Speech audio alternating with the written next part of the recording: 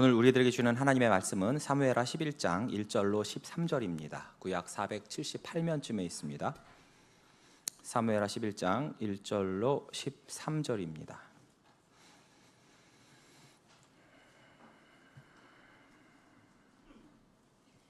찾으셨으면 교독하시고 13절은 함께 읽겠습니다.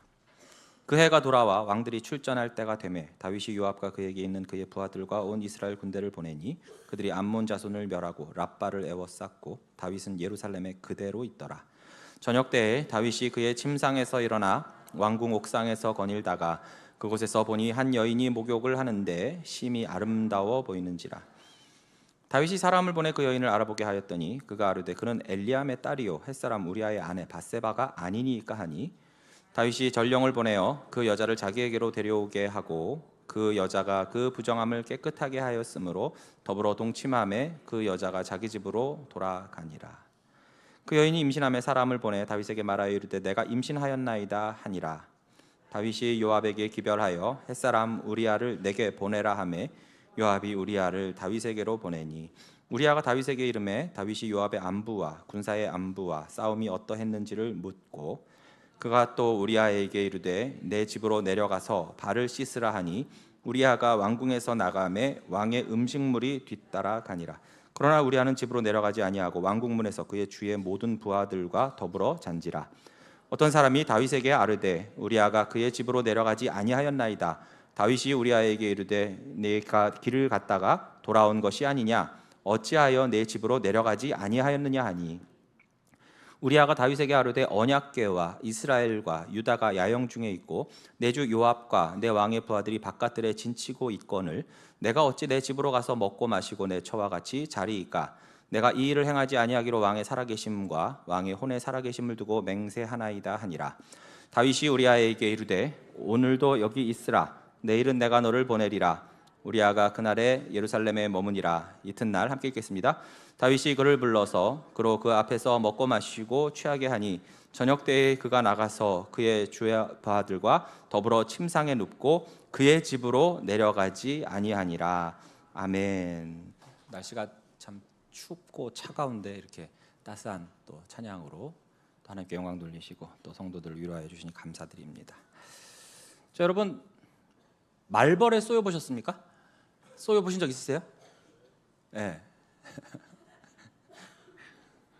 저는 어릴 적에 한번 꿀벌에게는 쏘여 봤는데 감사하게도 말벌에게는 아직 안 쏘여 봤습니다. 그 여러 마리 말벌 떼에게 쏘였다면 제가 여기 이 자리에 없겠죠. 그렇죠? 먼저 요단강을 건너서 여러분들이 이제 기다리고 있을지도 모르겠어요. 자, 119에 접수된 여러 그 신고 중 하나가 그 집안에 있는 말벌집을 없애달라는 신고가 종종 들어와요. 영상을 통해서 봤는데 정말 집 그 처마 밑에 어마어마하게 큰 말벌집이 있더라고요. 그리고 그 주위에는 막 말벌 떼들이 붕붕붕 대며 소리도 무섭죠. 막 날아댕겨요.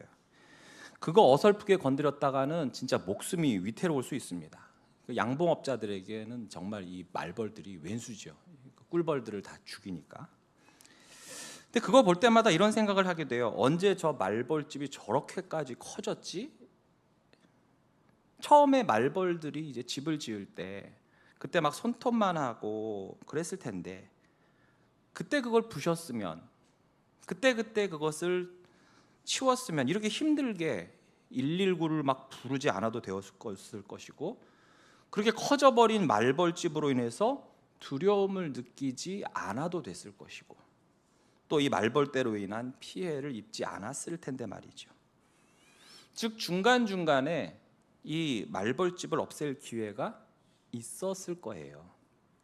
죄도 그러합니다. 눈으로 어떤 유혹이 들어올 때가 있어요. 또 마음속에 어떤 분노와 탐심이 불끈불끈 올라올 때가 있죠. 그것이 처음에는 작아 보입니다. 별거 아닌 것처럼 보이죠. 마치 초기 말벌집처럼 말이죠. 그저 한두 마리 날라와서 손톱만한 집을 지을 때처럼. 하나님은 자기 백성이 죄를 짓지 않게 하시기 위해서 여러 장치들을 마련해 주십니다. 우선 말씀을 통해서 죄가 무엇인지 그리고 그 죄의 결과가 무엇인지를 분명히 말씀을 해주세요. 알려주시죠. 또한 죄를 범하지 않도록 성령께서 자꾸만 내 안에서 찔림을 주세요. 이거 죄야. 그러면 안 돼. 단호히 끊어야지. 사인을 주신단 말이죠. 칼빈은 이것을 양심의 벌레라고 말했습니다. 그 나쁜 의미의 벌레가 아니라 마치 애벌레가 나뭇잎을 조금씩 쏠고 갉아먹듯이 우리의 양심을 그렇게 건드린다는 거예요. 이거 아니잖아. 이거 하나님 말씀에 어긋나는 거잖아. 사인을 줘요. 혹은 더 이상의 죄를 짓지 않도록, 더 전진하지 않도록 사람을 통해서 역사하시기도 하죠. 김 집사님, 그거 아니야. 정말 이건 아닌 것 같아. 회개해야 돼. 그런데 그 모든 것을 깡그리 무시할 때가 있습니다. 뭐 이 정도쯤이야. 그리고 얼마든지 내가 이걸 멈출 수 있어. 라는 자신감과 교만, 혹은 이 죄로 인해서 얻게 될 그 달콤한 결과, 그것이 죄까지도 정당화시켜요. 하나님이 선악과를 먹지 말라고 하셨지만 그보다가 당장의 그 선악과의 탐스러움과 보암직함과 먹음직함, 그리고 이거 먹으면 하나님같이 된다니까, 당장의 그 죄의 결과가 너무나도 크고 좋아 보이니까 기꺼이 감수하는 거예요. 고대 중국에 제나라라고 있었어요. 그 제나라에 아주 금이라면 환장을 하는 사람이 있었습니다. 어느 날 대낮에, 그것도 사람이 그렇게나 많은 그 시장에서 그가 금을 훔친 거예요. 보는 눈이 그렇게도 많았는데 말이죠. 어떻게 됐겠습니까? 바로 잡혔죠. 그 잡은 관리도 어처구니가 없잖아요. 아니, 이왕 훔칠 거면은 밤에 아무도 없는 때에 훔치든가. 그래서 너 왜 그랬냐? 그랬더니 그 사람 말이 과간이었습니다. 바로 한자로 이렇게 돼 있어요. 확금자 불견이니라. 금을 훔칠 때 그 순간 사람은 눈에 보이지 않고 금만 보였다는 거예요. 그 죄의 달콤한 결과에 집중하다 보니까 다른 게 보이질 않아요. 하나님도 안 보이고 말씀도 안 보이고 곁에서 말리고 경고하는 사람들도 안 보여요. 우리가 간혹 그런 얘기 하죠. 알고도 지은 죄, 모르고도 지은 죄 용서해달라고. 근데 정말 모르고 지은 죄가 과연 얼마나 될까요? 예를 들어서 예전엔 좌회전이 가능한 도로였는데 내가 이사를 가서 한 10년 만에 오게 됐어요. 그랬더니 그 사이 법이 바뀌어서 좌회전 금지 도로가 돼 있는 거예요. 이쯤 되면 모를 수도 있죠. 그러다 딱지 끊었다면 그거야말로 진짜 모르고 지은 죄라고 할 수 있을 거예요. 그래서 억울하기도 하고 또 이거 막 하소연하다 보면 때론 정상 참작이 될 수도 있어요. 그런데 과연 우리의 죄가 그럴까요? 교회 안에서 싸우고 비난하고 욕하고 뒷담화하고 소리 지르고 인상 쓰고 분쟁하고 혈기내고 수군대고, 그거 설마 죄인 줄 모르고 지금까지 하신 거예요? 어머, 목사님 저 그거 몰랐어요. 그거 죄인 줄 몰랐어요. 그거 아니잖아요. 알면서도 다 그래 왔잖아요. 왜? 내가 재밌으니까. 그러니까 내가 내 귀와 속이 시원하니까, 내가 좀 힘이 있어 보이고 내가 뭐 좀 있어 보이니까. 솔직히 죄를 모르고 범하진 않았어요. 다 말씀에 있고 우리 양심에서 성령께서 말해주시는데 뭘 몰라 모르기는. 지금이야 이렇게 예배당 안에서 점잠 빼고 앉아서 예배하지만 우리는 항상 긴장해야 됩니다.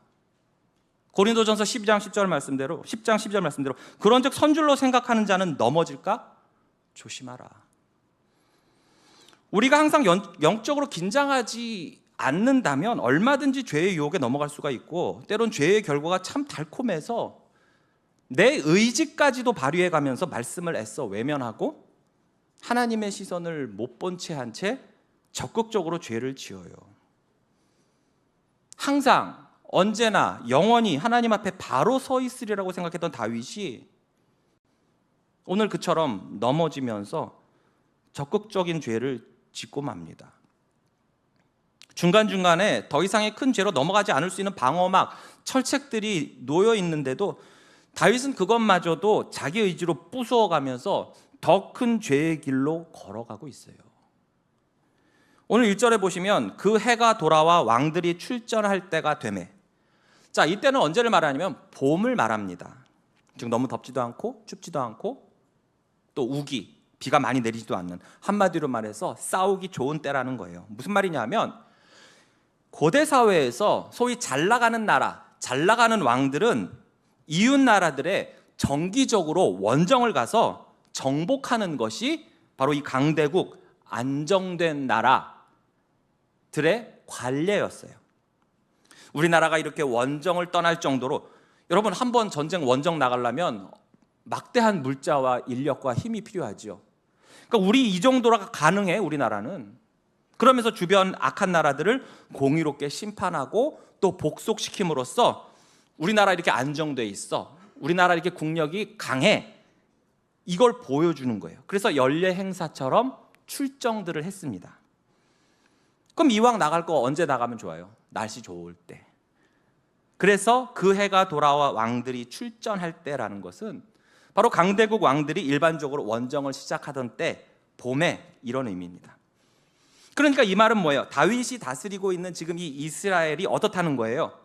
강대국이라는 거예요. 부강한 나라요, 안정된 나라가 되었다는 뜻이고, 이 모든 것이 바로 하나님의 은혜였어요. 한마디로 아무 걱정 없는 평안한 시대, 샬롬의 시대였던 것입니다. 그런데 지난번에 이 암몬이란 나라가 다윗이 보낸 그 조문 사자들을 어떻게 했습니까? 큰 모욕을 줬죠. 수염의 절반을 자르고 의복의 엉덩이 중간까지 잘라서 망신을 줬어요.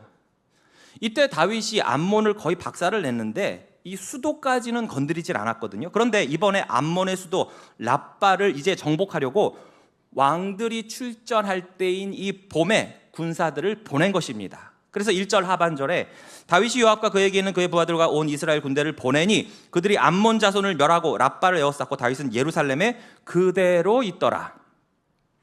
총사령관 요압을 비롯해서 다윗의 용맹한 신복들, 그리고 온 이스라엘 군대가 총 출동한 전면전이에요. 자, 이제 수도 랍바성을 함락하기 직전에 이른 것입니다.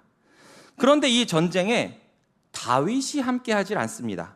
다윗은 예루살렘에 그대로 있더라.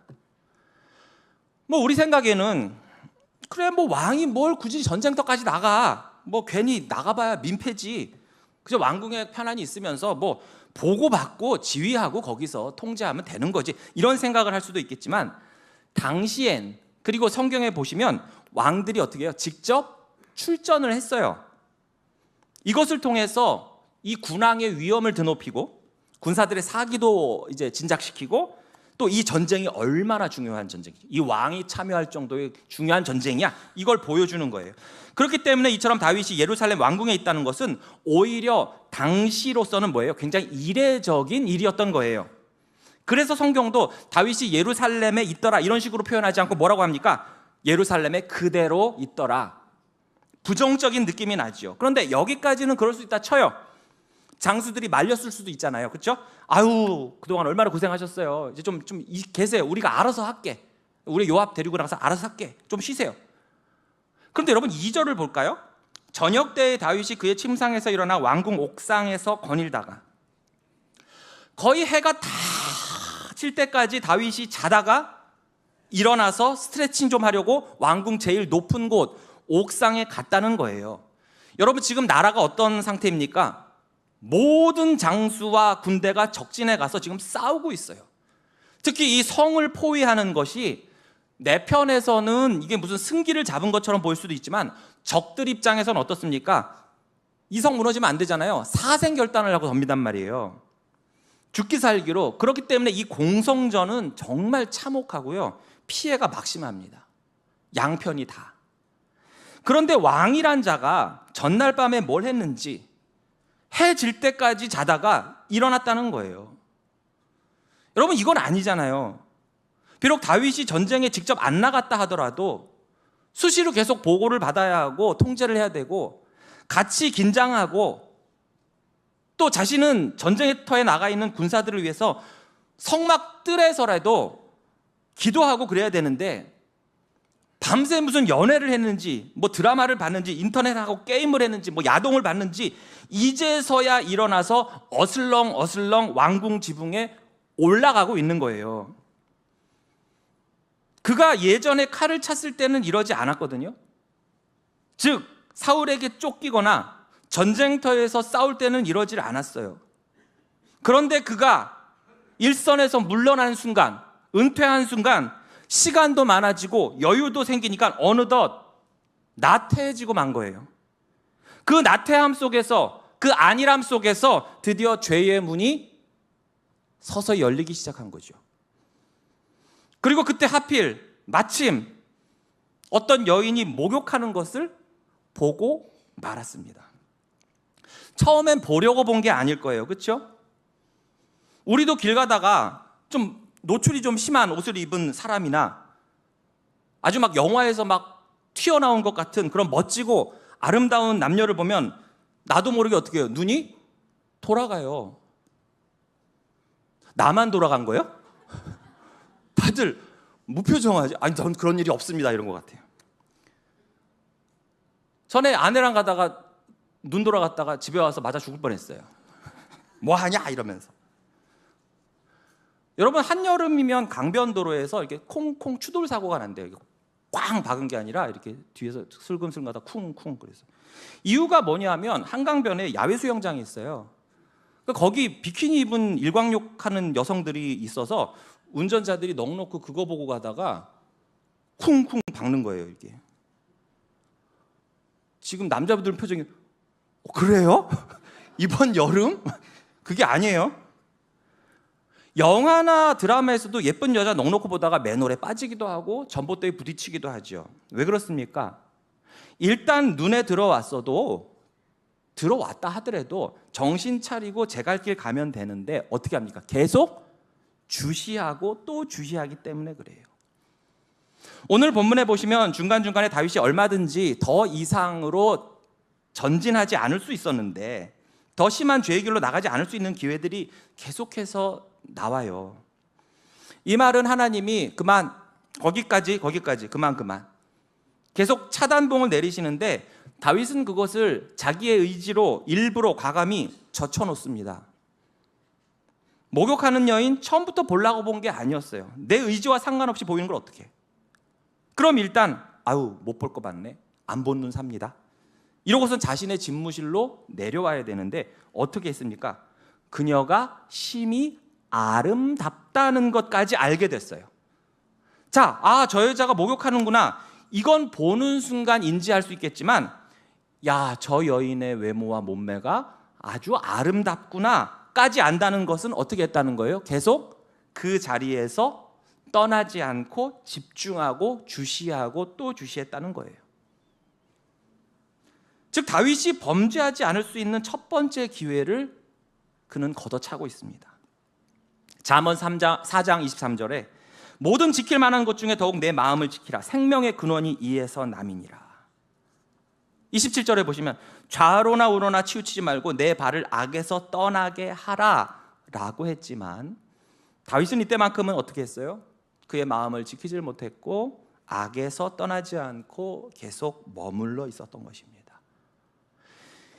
그러나 여기서라도 멈췄으면, 돌이켰으면 좋았을 텐데 점점 더 깊은 수렁으로 빠져가고 있죠.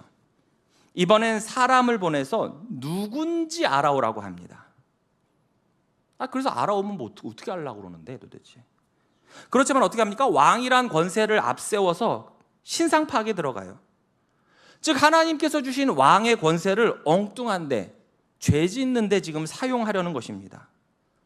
자, 누가 갔는지는 모르겠지만 이 보고한 사람은 지금 이 상황이 심상치 않다는 것을 안 것 같아요. 그래서 이 사람의 보고가 다윗이 돌이킬 수 있는 또 하나의 기회가 될 수가 있었어요.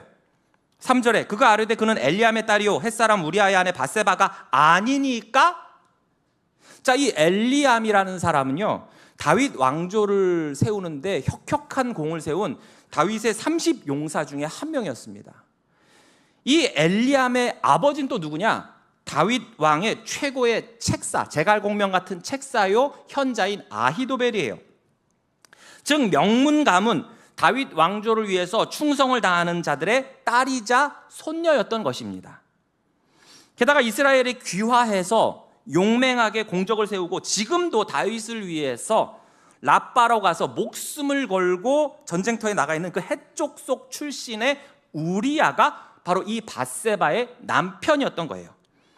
그러니까 종합해 보면 밧세바는 명문가, 충신 가문의 자손이요, 또한 충성된 부하의 아내, 곧 유부녀였던 거예요.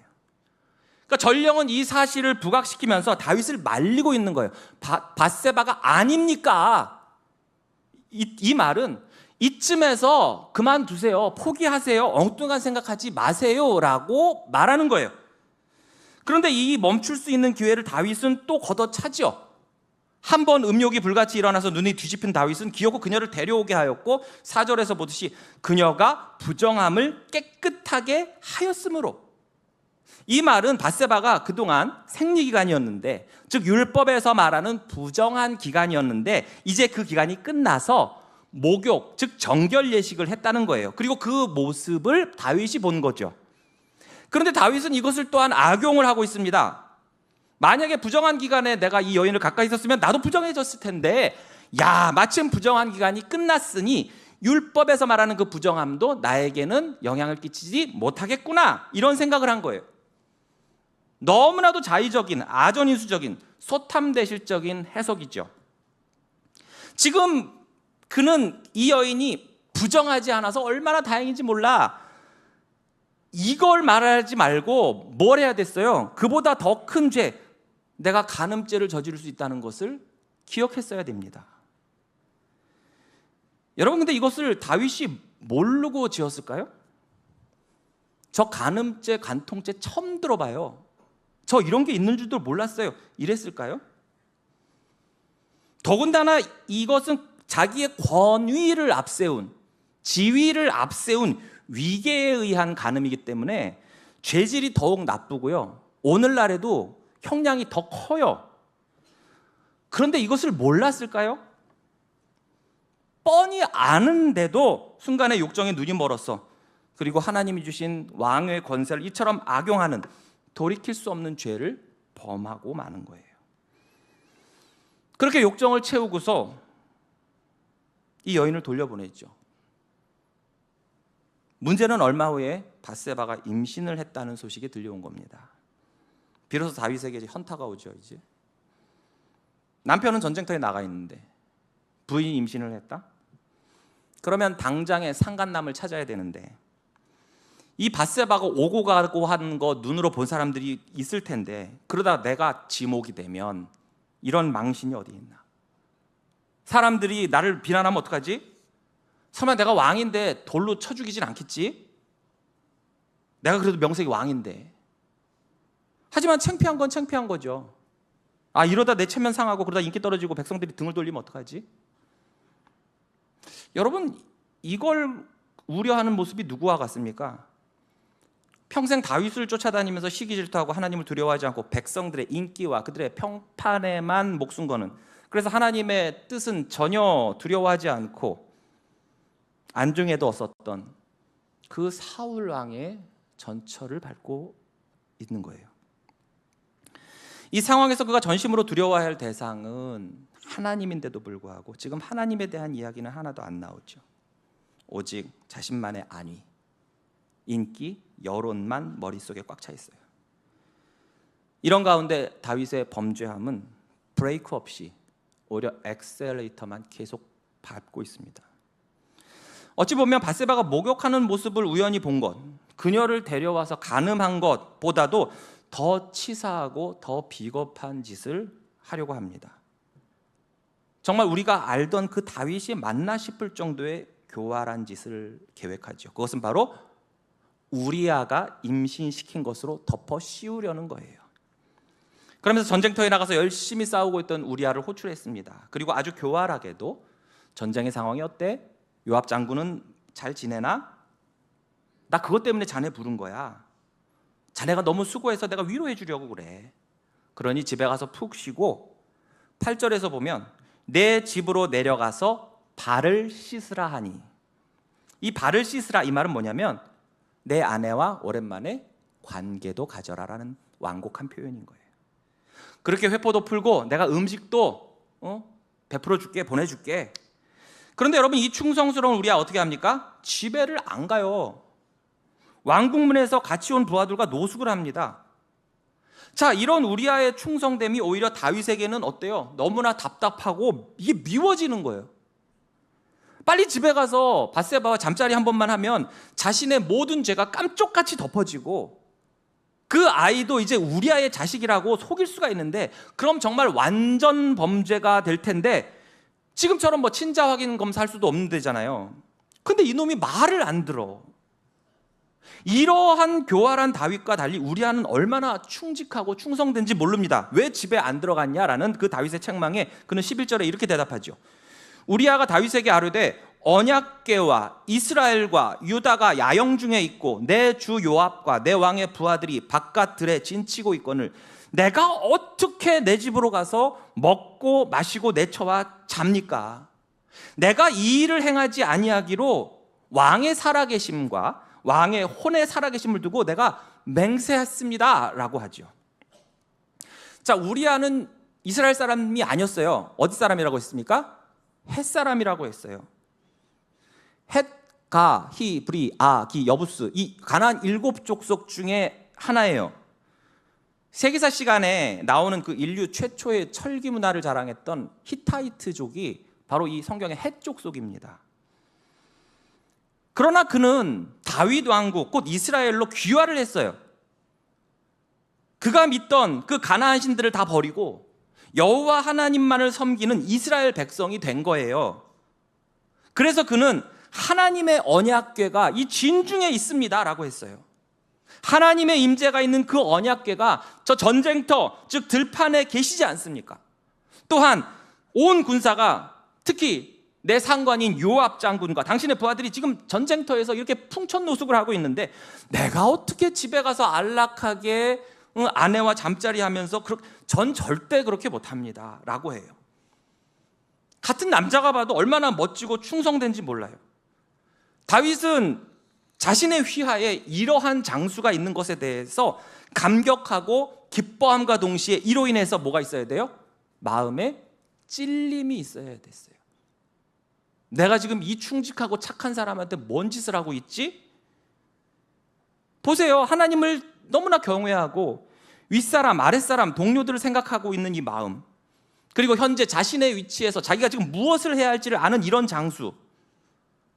자, 이것을 봤을 때 여기서 다윗은 더 큰 죄악의 구렁텅이로 빠지게 되는 것을 멈출 수 있는 그 기회임을 알았어야 되죠. 그런데 이때 다윗의 눈에는 이마저도 귀찮고 답답하고 이런 벽창호 같은 놈이 있나? 더 미워지는 거예요. 다윗은 그래도 여기서 포기하지 않습니다.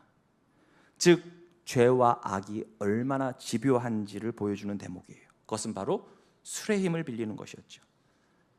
같이 술 한잔 하자고 합니다. 그렇게 해서 막 술을 권해요. 야, 이거 어주야. 임금이 내리는 술이야. 안 먹냐? 야, 왕이 주는 술을 거부하면 안 돼. 원샷. 계속 먹이는 거예요. 그러면 술김에라도 갈 줄 알았는데 우리아는 집에 가질 않습니다. 부하들과 함께 따로 자면서 오늘 본문이 끝이 나요. 다윗은 여기서 포기를 할까요? 그의 악행이 멈출까요?